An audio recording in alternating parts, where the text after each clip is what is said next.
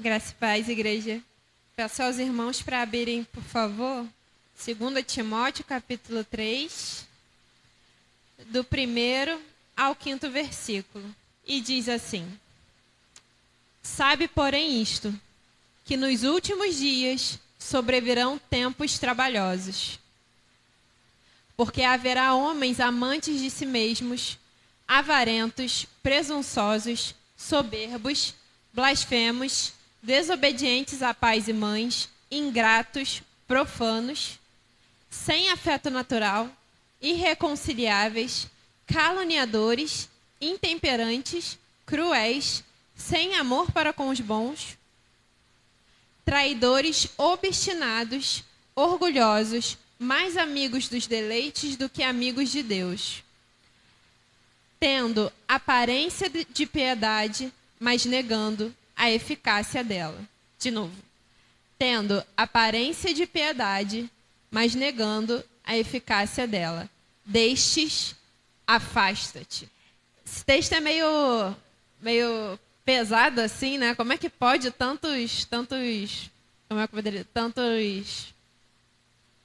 características para uma pessoa, assim, né? E só ruim, mas tantas características para uma pessoa. Mas essa parte final me pegou muito, que é tendo aparência de piedade, mas negando a eficácia dela. Destes, afasta-te. Aconteceu um negócio engraçado. A minha família, parte é convertida, parte não é.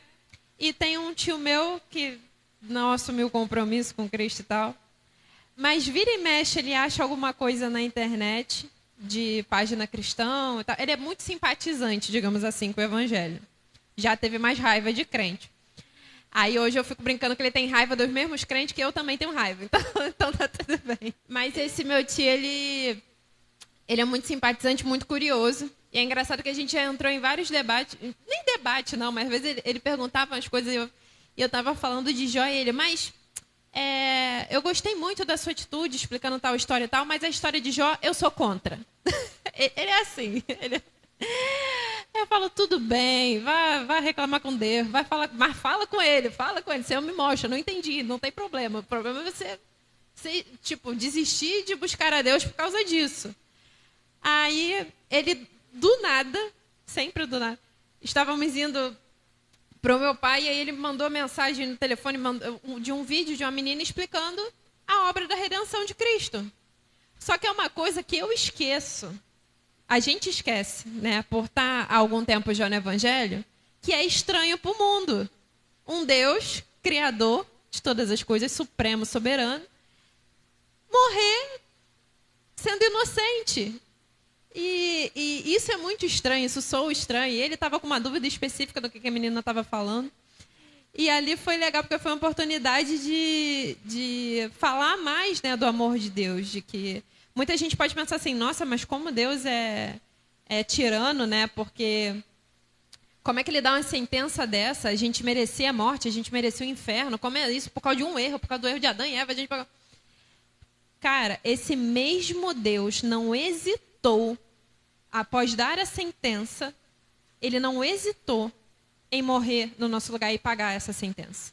Em Gênesis, Deus dá a sentença e logo depois ele já fala, mas virá a semente da mulher, que pisará a cabeça do serpente. É no mesmo capítulo.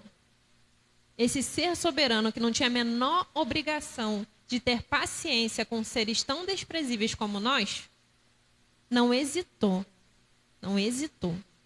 em descer de sua glória, se fazer um zigoto, nascer por meio de pecadores, precisar. Eu acho isso muito impactante. Tem noção do que é Deus precisar das coisas? Às vezes a gente fica com tanto medo assim, tomara... Eu já ouvi muito paciente meu falando assim, tomara que eu morra logo, que eu não... Se for para ficar acamado aqui, para ficar dando trabalho para os outros, eu nem quero. Eu quero que Deus me leve logo, porque eu não quero dar trabalho para ninguém, porque é horrível depender dos outros. Internamente todo mundo pensa assim, né? Internamente todo mundo pensa. Mas Deus se dispôs voluntariamente a precisar, enquanto bebê, a depender da mão de 2 pecadores miseráveis. Maria, menina, sem experiência. Mas havia propósito para tudo aquilo que Cristo veio fazer por nós. Para hoje nós podemos desfrutar dessa liberdade que o pastor leu em Romanos. E eu aproveitei esse enredo para ainda falar, olha, mas essa graça é vista na vida dos que o aceitam. Essa graça é vista na vida daqueles que renunciam a si mesmo. O evangelho, Deus não é um Deus bobão, né? Que, não, ele de fato morreu por mim e ok. Não, enquanto cristãos, nós devemos ter a mesma atitude de Cristo. Renunciar a nós mesmos e tal. E daí, mas tudo isso eu explicando para ele, e no meio dessa conversa, me veio uma gratidão muito grande por entender a obra de Deus na minha vida, sabe? Por Deus ter me permitido receber do teu Espírito e entender a obra maravilhosa que ele fez. E ele não tinha a menor obrigação. E aí teve uma hora que eu até falei, para você ter noção do tamanho do sacrifício de Cristo, ele foi o único inocente que experimentou a pior parte do inferno, que é quando ele está na cruz e fala, Senhor, por que me abandonaste? Cristo foi o único inocente que experimentou da pior parte do inferno, que é a completa ausência de Deus. Essa é a pior parte. Isso que eu estava querendo reforçar com eles. Deus não é mal de quem não o ama, ele não permite que fique com ele na glória. Ele está até respeitando a vontade da pessoa, né? Se a principal diferença entre céu e inferno é presença e ausência de Deus, estamos livres para escolher. E eu trouxe isso lá, e aí depois ele ficou perguntando outras coisas, e aí eu até falei, olha, cuidado com as fontes, sempre olha as fontes de onde você está, porque ele pega vídeo de várias coisas e me manda, tipo, para eu dar o aval se aquilo tem a ver com a palavra ou não, entendeu? E eu falo, meu Deus do céu, que responsabilidade, assim, né? E aí, tanto que tem... Paulinho viu, eu mudo na hora. Quando me fazem pergunta de Cristo, de Deus, de Bíblia, primeiro que eu detesto conflito. Detesto. Então, eu não sei se a intenção da pessoa é provocar, mas eu sabia que ele não estava nesse intuito. Aí o medo foi o outro. E se eu falar besteira? Porque, gente, é muito sério. É muito sério. Às vezes é uma oportunidade para a salvação de uma alma perdida. E aí eu falei, não, mas muito bom você querer checar as fontes, continua assim, procurando a Bíblia, procurando a palavra do Senhor e tal, beleza. E aí, logo depois disso, me apareceu um vídeo, e tem vários outros, eu nem queria ter visto, mas de pessoal zoando, né, Pablo Marçal. Coach, essas coisas e tal. E o vídeo do cara era até engraçado porque ele zoa. Ele zoa o próprio Pablo e tal, tipo, pegando as ideias dele, literalmente fazendo e tal. É até uma coisa engraçada, mas depois aquilo me doeu. Mas me doeu, que eu tô entalada até agora com aquele negócio. Não é pela brincadeira do rapaz, não foi pelo vídeo do rapaz, mas pelo Pablo. Que não é o único, que não é o primeiro e não é o último. Que tem aparência de piedade, mas nega a eficácia dela. E me entristece tanto ver o poder que ele tem sobre as pessoas, que já alcançou algumas pessoas da minha família, e eu lamento muito por isso. Que se desviam do evangelho achando que ainda estão dentro dele, né, por uma nova doutrina, uma nova unção, um novo auê, sei lá, espiritual, e se negam às verdades mais simples do evangelho.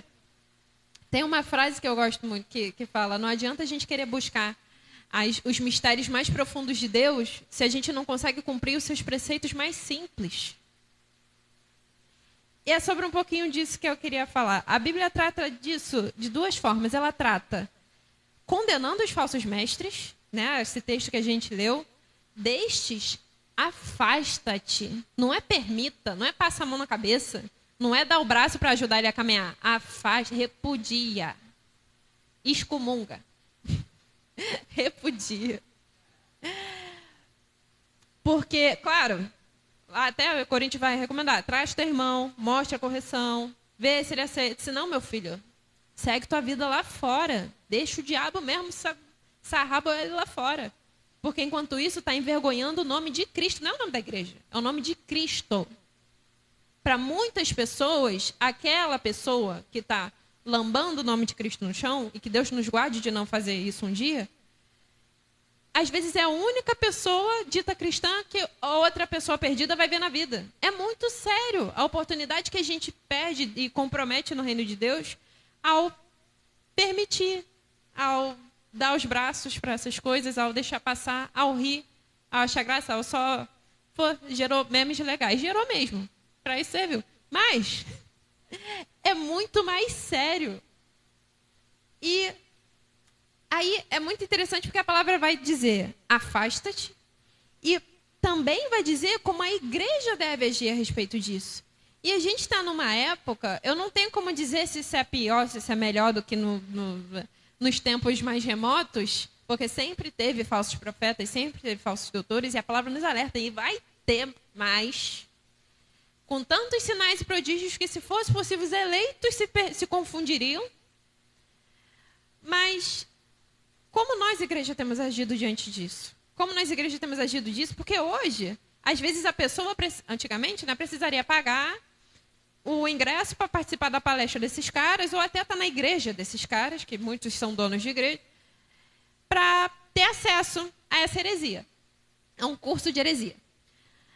Só que hoje, chega na tua casa. Chega, e não é porque você procura. Eu nunca pesquisei Pablo Marçal, nunca falei Pablo Marçal para o telefone ficar identificando. Agora vai aparecer um monte de coisa só porque eu estou falando essa palavra.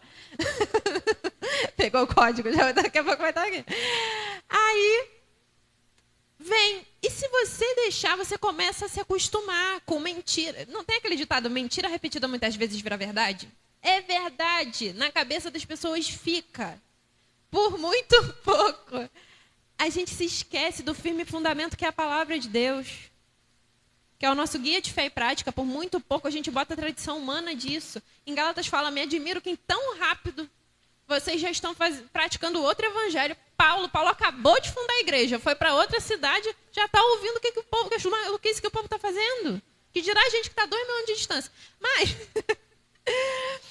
Mas por isso que temos que ter o coração guardado no Senhor, o tempo todo vigilantes, o tempo todo alerta, o tempo todo não tendo homens como ídolos nossos, líderes, né? como ídolos nossos, como se fossem superiores à palavra do Senhor, porque não são. Vão fazer de tudo para mostrar que são, mas não são. E a gente precisa cuidar da gente, da nossa casa, porque quando a gente vê, daqui a pouco a gente está repetindo os sermões, daqui a pouco... E gente com menos instrução, eu agradeço a Deus pela casa, que sempre nos volta a palavra, não é a realidade de muitos lugares. Não é a realidade de muitos lugares. Hoje em dia, eu estava até lembrando de um conhecido que ele se converteu, e como muitos outros, se converteu numa igreja grande, tentou mudar seus hábitos, só que falta pastoreio, sabe? Porque a igreja é grande, falta pastoreio. Quando eu vi, ele estava se envolvendo numa seita. E aí uma outra amiga minha foi lá, usada pelo Senhor, falou, olha, esse caminho, esse estudo que você está vendo no YouTube é de seita, não é o evangelho, não é... E eu fiquei admirada dela perceber isso e tal, e corrigir ele, graças a Deus, ouviu. Mas assim, falta de pastoreio, sabe? Falta de escola bíblica dominical, falta dessas coisas. Ele já estava perdido porque ele ansiava conhecer do Senhor, não entendia como, foi buscar no YouTube e foi parar na doutrinação de uma seita com a melhor das intenções. E graças a Deus a gente conseguiu trazer ele de volta e tal. Mas a gente vê muita gente à mercê da internet, à mercê de coach da internet. E antigamente o ditado dizia, né? Mente vazia, oficina do diabo. Agora brinco que é mente vazia, oficina de coach. Nada contra a profissão, né? Coach é importante no esporte, é importante em determinadas situações. Professor. Mas coach é técnico em inglês, né? Enfim. Mas agora você vê isso, aparência de piedade, esse povo se apoderando do evangelho para criar massas a seu próprio favor, a sua própria ganância. E a gente vê isso e não estou falando que a gente tem que ir lá na casa do Pablo e tacar pedra na casa dele, não. Mas temos que orar por ele, pelas pessoas que estão diante dele, que dão ibope para isso tudo. Não só para ele, gente, entenda, para qualquer doido que aparecer. que blasfeme contra o nome do Senhor. A gente precisa estar firmado na palavra, na denúncia de onde a nossa família está indo também. E aí, olha só que coisa legal. Vou pedir para os irmãos abrirem em 1 Coríntios. E a gente vai ficar em um tempinho. E eu me deparei com a história da igreja de Corinto, que é muito legal, porque tinha tudo para ser oficina de coach. Tinha. Essa igreja tinha. Era uma igreja que o próprio apóstolo Paulo fundou, uma igreja grande. A cidade de Corinto, ela era bem imoral, no nosso sentido de moralidade cristã. Era bem imoral, porque tinha um templo de Afrodite, e aí os próprios cultos a Afrodite eram em meio a relações sexuais no altar, e a troca de pedidos e favores aos deuses era dessa forma. A própria carta de Corinto, Paulo vai estar chamando atenção, porque eles estavam voltando à prática da imoralidade sexual dentro da igreja, e até de um menino que estava tendo relação com a madrasta. E não só... Paulo, é muito interessante porque Paulo não chama a atenção dos líderes da igreja. Olha só, vocês estão dando mole com essas ovelhas. Paulo chama a atenção da igreja. Se tem alguma coisa errada na casa, não é papel só do Dudu e da Ana corrigir e ver e denunciar e ajeitar. Porque é o nome de Cristo. É papel de cada um. E é muito legal que Paulo traz muito isso a toda a igreja de Corinto. Me abisma que todo mundo sabe dessa relação imoral aí, e vocês estão deixando acontecer, e está tudo bem. E detalhe, ó como começa a carta. Quando começou a carta, eu falei, não estamos falando da mesma igreja, não é possível. Não é possível que estamos falando da mesma igreja. Porque veja bem, diz assim, no capítulo 1, versículo 3, de 1 Coríntios. Graça a vós e paz da parte de Deus, nosso Pai, e do Senhor Jesus Cristo. Isso é Paulo escrevendo à igreja. Sempre dou graças ao meu Deus por vós, pela graça de Deus que vos foi dada em Jesus Cristo. Porque em tudo fostes enriquecidos nele, em toda palavra e em todo entendimento, como o testemunho de Cristo foi mesmo confirmado entre vós, de maneira que nenhum dom vos falta, esperando a manifestação do nosso Senhor Jesus Cristo. Parece que a igreja que eu dei um resumo breve agora. Nenhum dom vos falta. Era uma igreja, digamos assim, carismática, até, né? Pentecostal. Meio penteca. Mas Paulo diz que viu que de fato havia ali a conversão, de fato havia a manifestação dos dons. Era uma igreja ativa, era uma igreja que servia ao Senhor, manifestava o culto, era a melhor coisa da vida. Todo mundo, era notável a presença de Deus. E todas essas coisas ainda no meio. Mas o que eu acho interessante é que Paulo denuncia um negócio que a gente por vezes deixa passar, que a gente por vezes pratica, e é a primeira coisa que Paulo toca para corrigir essa igreja. Que diz assim, lá no versículo 10. Rogo-vos, porém, irmãos, pelo nome do nosso Senhor Jesus Cristo, que digais todos uma mesma coisa, e que não haja entre vós dissensões. Antes, sejais unidos em um mesmo pensamento e em um mesmo parecer. Porque a respeito de vós, irmãos meus, me foi comunicado, pelos da família de Cloé, que há contendas entre vós. Quero dizer com isto que cada um de vós diz, eu sou de Paulo, eu sou de Apolo, e eu sou de Cefas, e eu sou de Cristo. Está Cristo dividido? Foi Paulo crucificado por vós? Ou fostes vós batizados em nome de Paulo? O que estava acontecendo nessa igreja? Era uma igreja muito grande. No Antigo Testamento teve Apolo, que foi um grande evangelista. Teve Pedro, esse Cefas é Pedro, um grande evangelista também. E as pessoas, conforme elas recebiam o evangelho, tinha patotinha. Não, eu sou da patotinha porque eu conheci Jesus através de Paulo. Não, eu sou a patotinha porque eu conheci Jesus através de Pedro. Então, eu sou discípula de Pedro. Sou discípula de Paulo. Sou discípula de Apolo. Aí tinha uns que eram são, sou discípulo de Cristo. E aí, pensa só, cheio de gente ali dividida, o que os três, Pedro, Paulo e Cefas, poderiam ter feito? Pedro, Paulo e Apolo poderiam ter feito. É isso mesmo. Não, vamos dividir aí, porque eu vou ter mais poder, vou ter mais influência sobre aqueles dali, vou ter mais influência sobre aquele dali. Ou Paulo poderia muito bem chegar ao Apolo, os teus discípulos ali estão dando problema, responsabilidade tua. Isso ia facilitar, digamos assim. E olha só que legal, Paulo que poderia se aproveitar dessa influência toda para dominar aquelas pessoas a seu bel prazer, ou Apolo, ou Pedro, o que ele diz no versículo 14? Dou graças a Deus porque a nenhum de vós eu batizei, senão a Crispo e a Gaio, para que ninguém diga que fostes batizados em meu nome. Batizei também a família de Estéfanas. Além destes, não sei se batizei algum outro.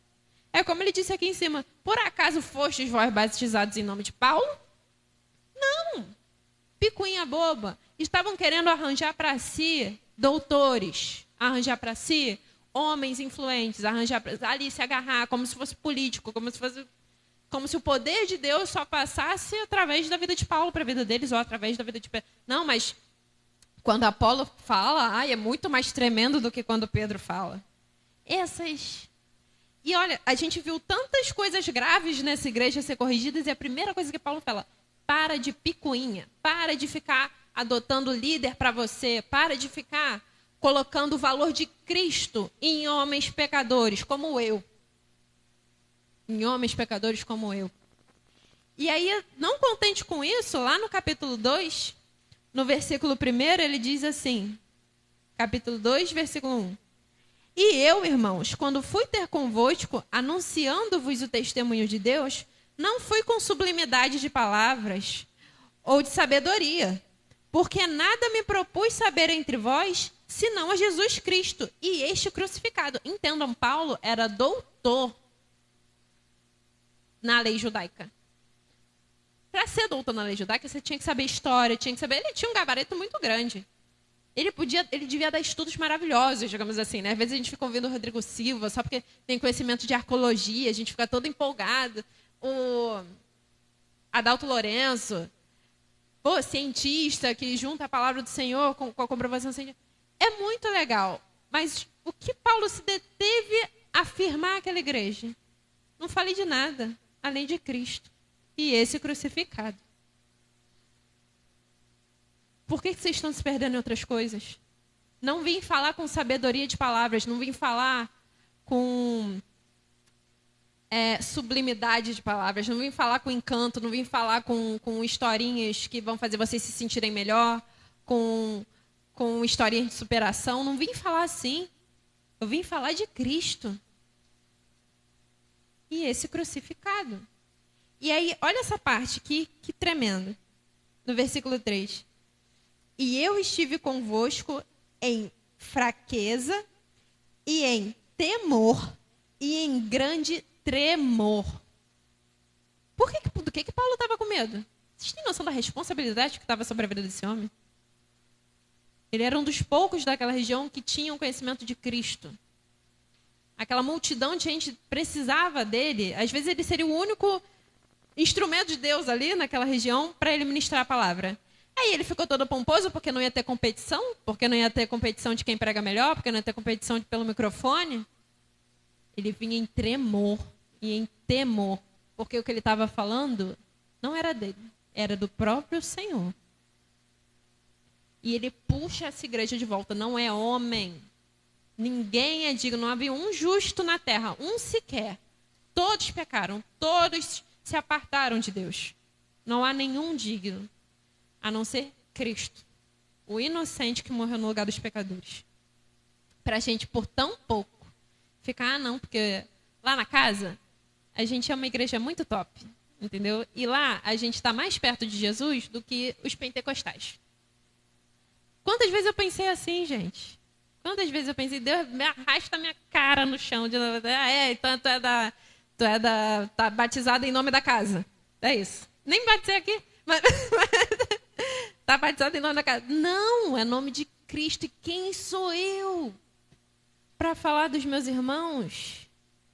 Quem somos nós? Deus não fez ninguém maior ou menor. Todo mundo igual, porque Cristo se fez igual a nós. Aí a gente, ao invés de seguir o exemplo de Cristo, não, né? Abram lá em Tiago Tiago, capítulo 3, isso, 13 ao 18, diz assim: quem dentre vós é sábio e entendido? Mostre pelo seu bom trato as suas obras em mansidão de sabedoria. Com arrogância? Não, meu filho, com mansidão. Mas, se tendes amarga inveja e sentimento contencioso em vosso coração, não vos glorieis, nem mintais contra a verdade. Essa não é a sabedoria que vem do alto, mas é terrena, animal e diabólica. Porque onde há inveja e espírito contencioso, que é esse que cria inveja, cria competição entre os irmãos, cria picuinha, aí há perturbação e toda a obra perversa. Mas a sabedoria que do alto vem é primeiramente pura, depois barraqueira, não, pacífica, depois moderada, tratável, porque ninguém é dono da verdade, cheia de misericórdia e de bons frutos, sem parcialidade e sem hipocrisia. Ora, o fruto da justiça semeia-se na paz, para os que exercitam a paz. Eu acho impressionante como a palavra, como Deus deixou tudo escrito, cara. Tudo pronto. Basta a gente copiar e cola, sabe? Será que essa pessoa aqui está falando de acordo com a palavra de Deus? Vamos ver. E arrogante. E criou contenda. E acho que esse espírito não é de Deus, não. E aí eu vou ficar lá? Não, não fica lá não, meu filho. Corre. Corre para o Senhor, corre para pessoas que buscam o mesmo Deus que você. E daí, Deus nos alertou para tomarmos cuidado. Como lá em 2 Pedro 2, 1. 2 Pedro 2, 1. Diz assim: e também houve entre vós, entre o povo, falsos profetas. Como entre vós haverá também falsos doutores, que introduzirão encobertamente, disfarçado de bondade, disfarçado de doutrina, disfarçado de evangelho, heresias de perdição, e negarão o Senhor que os resgatou, trazendo sobre si mesmos repentina perdição. 2. E muitos seguirão as suas dissoluções, pelos quais será blasfemado o caminho da verdade. Ainda envergonha o nome do Senhor. 3.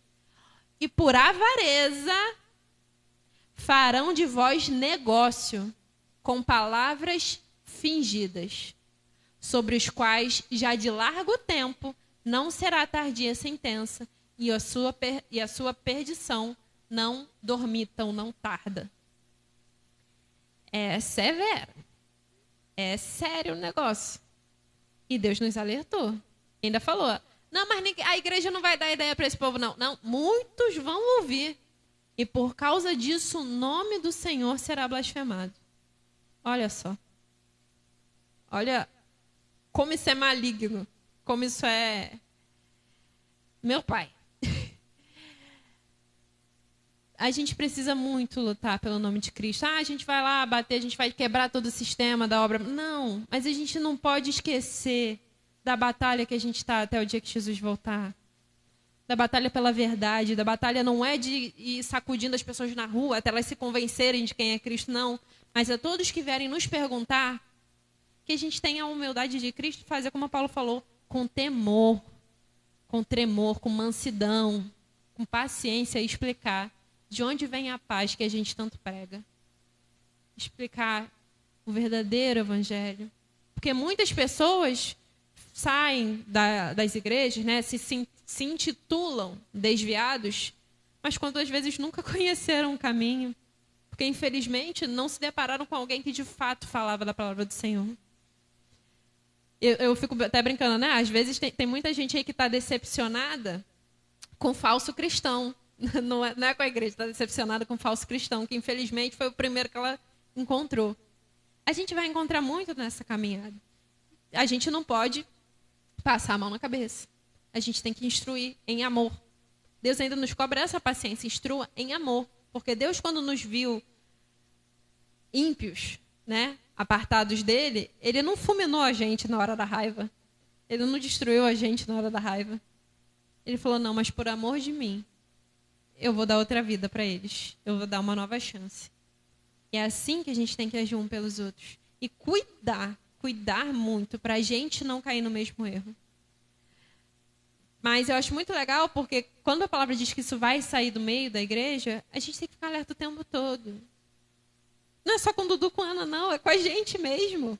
Primeiro, para guardar nosso coração, se a gente não está botando todo o nosso empenho neles.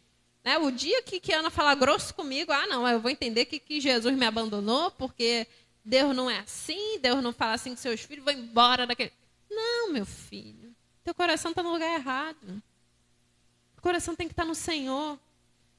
Eu fico até brincando, quando eu me converti, eu tinha tanta inimizade na igreja que eu acho que que se não fosse Cristo, gente, eu não tinha nem quem eu me decepcionar, porque assim, poucas foram as amizades da minha idade que eu consegui na época. Eu ficava assim, cara, é porque o amor foi de Cristo mesmo, foi de Cristo. Quando você olha para o alvo certo, você não se perde. O problema é quando a gente se firma em Paulo, em Apolo, em Cefas, no pastor tal, no pastor fulano, na minha mãe. Porque a família toda estava na igreja até o dia que minha mãe saiu. Então a fé estava na mãe. O que é isso? O que é isso? A salvação é individual. Cada um cuide de si para não cair. Mas que a gente fique alerta, porque a saúde da igreja, espalhada sobre a face da terra, depende disso também. E que a gente não seja parcial, né, como ele fala, não seja hipócrita, não se posiciona. Dentro e fora da igreja. O comportamento é um só. É o mesmo que tem que ser diante de Cristo. E daí,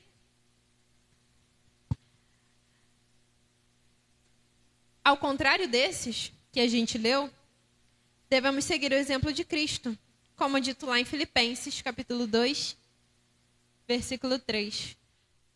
Nada façais por contenda ou por vanglória, mas por humildade. Cada um considere os outros superiores a si mesmo. Não atente cada um para o que é propriamente seu, mas cada qual também para o que é dos outros. De sorte que haja em vós o mesmo sentimento que houve em Cristo Jesus, que sendo em forma de Deus, não teve por usurpação ser igual a Deus, mas fez a si mesmo de nenhuma reputação, tomando a forma de servo, fazendo-se semelhante aos homens. E achado na forma de homem, humilhou-se a si mesmo, sendo obediente até a morte e morte de cruz. Até aí, eu acho engraçado porque Cristo ele não se fez só homem, né? Em forma de homem, ele ainda se humilhou. Ainda se fez o menor. Para a gente, por tão pouco, ou subir a gente de lugar, ou botar alguém num lugar mais alto. Isso a gente faz sem perceber, totalmente sem perceber. Seja pelo jeito que eu falo, seja pelo jeito que eu me porto, seja pelo... fulana está quase desviando. Quantas vezes a gente não pensa assim? Por besteira. E a gente pensa, não, vou pensar para orar. Mentira! Pensa para se sentir melhor. E eu me vi assim, eu falei, Senhor, me perdoa, porque eu estava colocando a nossa igreja no quarto lugar da Trindade, assim, sabe? Não, porque lá na casa, graças... também, meus parentes estão assim porque não são lá da casa. Eles estão, assim, perdidos nessas vãs doutrinas, porque não são... Quem garante, minha filha? Eles estão vivendo o que Deus quer que eles vivam nessa hora. E Deus não me botou ali para ter o mesmo sangue que eles, para eu tomar vergonha na minha cara? E me dispor a corrigir, a exortar, a fazer o que a palavra me diz quando eu vejo as pessoas perdidas nessa situação. Não me botar no lugar de, não, mas também eu sei que não é para acreditar no Pablo Marçal. Eu sei. Fazer o quê? Não ler a Bíblia? Não! Eu tenho que ter a paciência de mostrar. Porque um dia esses daqui tiveram a paciência de me mostrar. Eu estava lá, profeta da dança, com sapatilha dourada. Orando para a conversão de Satanás, assim que eu me converti. Eu era nesse nível de maluquice. Como é que eu não vou ter piedade do povo que está tão doido quanto eu era? E Deus arrastou minha cara no chão e me constrangeu a esse ponto. Falei, primeiro, a identificar. Segundo, a não passar a mão na cabeça. Terceiro, a tentar buscar de volta. A gente desiste, eu digo por mim, a gente desiste muito fácil dos outros. Muito fácil. estamos há tantos anos orando já. O povo andou 40 anos no deserto, a gente aguenta orar mais um dia. Quando cansar, pensa, mais um dia. Senhor, me ajuda a orar para essa pessoa por mais um dia, pelo menos. Cansou naquele dia, no outro, mais um dia, Senhor. Não me deixa desistir. Me ajuda a me dispor. Me ajuda a falar, me ajuda a corrigir. E às vezes Deus manda tanta oportunidade e às vezes por medo, por achar que a pessoa nem vai considerar o que você está falando. A gente já desiste ali. Mas é cada oportunidade que o Senhor nos dá, como deu para o pastor através do Facebook. Tu vê ali, né, uma porta. E às vezes Deus não dá oportunidades que a gente nem vê. Às vezes a gente querendo criar confusão com a gente na rua, quando a gente tem uma postura diferente de apaziguar, de encerrar, de... Meu filho, que testemunho você está dando nessa hora? É como se a pessoa estivesse lendo o Novo Testamento. Às vezes é a única coisa que ela vai ver referente ao Senhor. É a tua postura.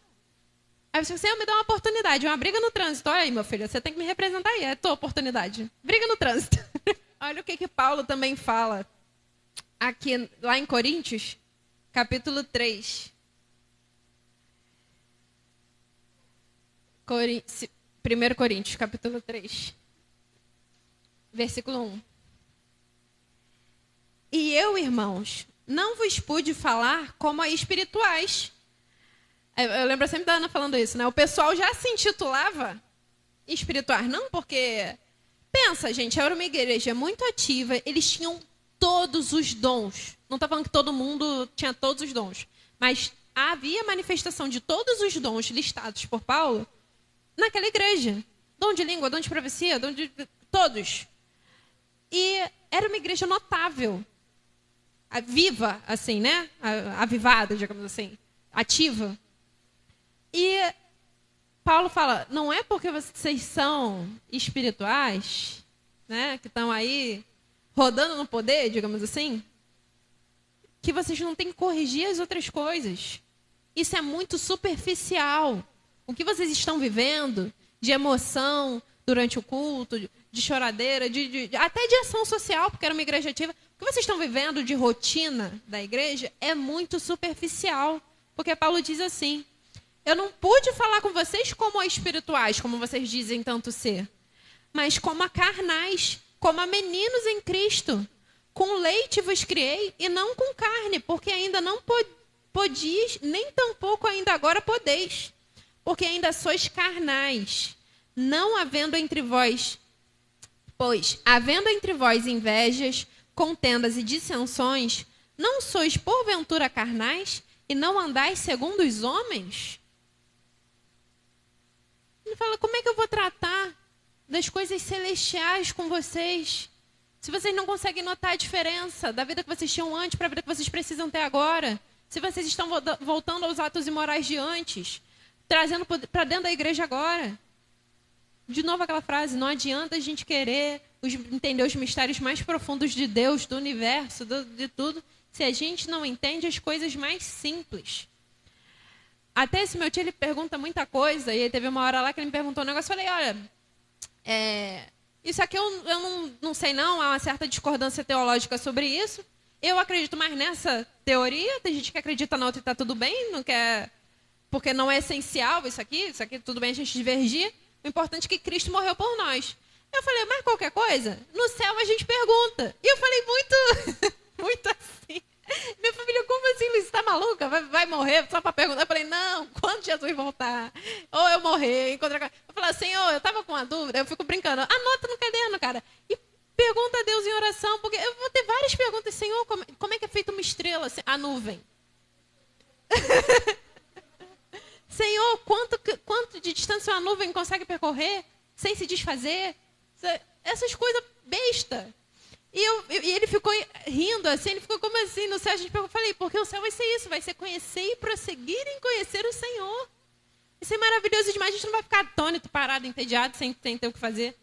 Gente, a gente vai estar com o maior ser do universo, que morreu por mim, com o melhor abraço do mundo. Vai ter o melhor cheiro do mundo, Jesus. E eu falei, gente, pergunta para lá, a gente pergunta pra... E eles giram assim, da intimidade, né? Eu falei, gente, Deus é tão acessível. A gente que bota tanta coisa na frente, a gente bota gente na frente, a gente bota ídolo na frente, a gente bota outro ser humano na frente. Só Cristo que morreu por você. Foi só Ele, é somente a Ele que a gente deve reverenciar, que a gente deve procurar, que a gente deve buscar. E daí, Deus então nos convida a fazer diante de um mundo com falsos profetas, com doutrinas malucas, com muita informação e desinformação ao mesmo tempo. Né? As pessoas não veem as coisas mais de uma fonte só, não veem as coisas mais de uma fonte só, né? Mas fica uma misturada na cabeça de várias informações. Até a gente, que é um pouquinho mais sério, busca estudar mais a fundo, acaba se perdendo às vezes de quem escuta o quê. Mas o que Deus nos convida a fazer diante de um mundo assim? Aí peço para os irmãos abrirem para a gente finalizar lá em 2 Timóteo, capítulo 4, versículo 1 ao 5. E diz assim, o que Deus nos convida a fazer diante desse cenário desanimador, né? Até para a igreja. Desanima a gente fica, poxa, a gente fala tanto, os que falam seriamente são pouco ouvidos, as igrejas mais sérias estão esvaziando, a conversão de emoção de muitas igrejas inchadas, né? Mas não consistentes de vidas salvas ali, vidas transformadas. E a gente fica triste, a gente fica desanimado, a gente fica, poxa. Às vezes, eu lembro que a Marlete uma vez falou isso, ela falou, eu tive uns parentes meus que se converteram e eu fiquei feliz, mas aí depois eles falaram da igreja que estava indo, quase que eu mandei eles saírem de lá e eu fiquei nesse dilema, só que lá perto deles não tem outra igreja, no final eu falei, olha a palavra, tá? Tudo que o pastor falar, lê na palavra, né? A gente fica nessa preocupação. E o que Deus nos diz a fazer diante desse cenário? Conjuro-te, pois, diante de Deus e do Senhor Jesus Cristo, que há de julgar os vivos e os mortos na sua vinda e no seu reino, que pregues a palavra. Insista a tempo e fora de tempo.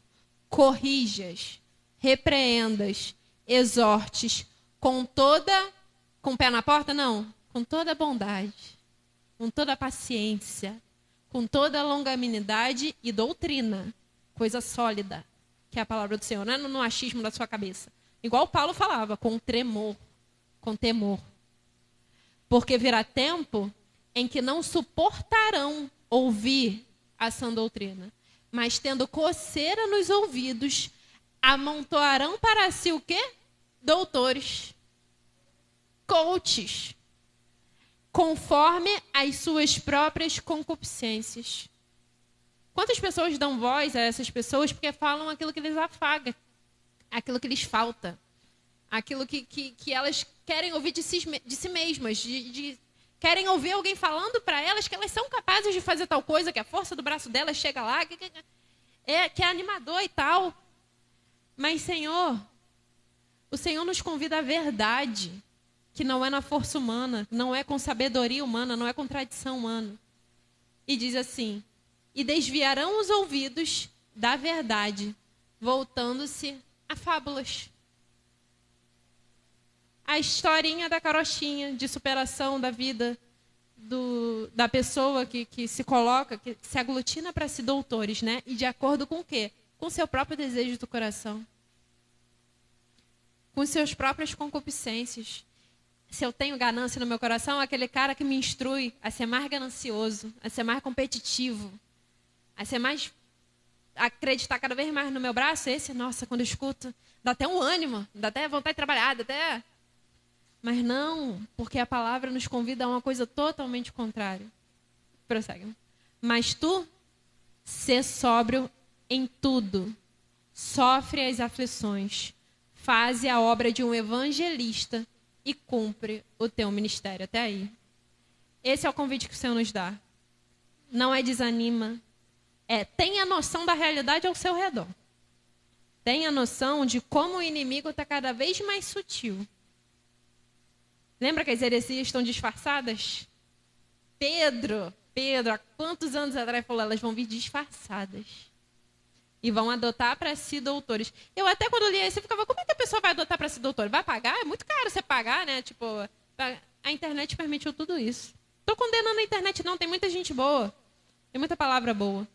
Mas a gente precisa guardar o nosso coração. E assim como falou em Timóteo, insista a tempo e fora de tempo. Pregue a palavra. Só a palavra. Com temor e tremor. E que Deus nos revigore nisso. Em nome de Jesus.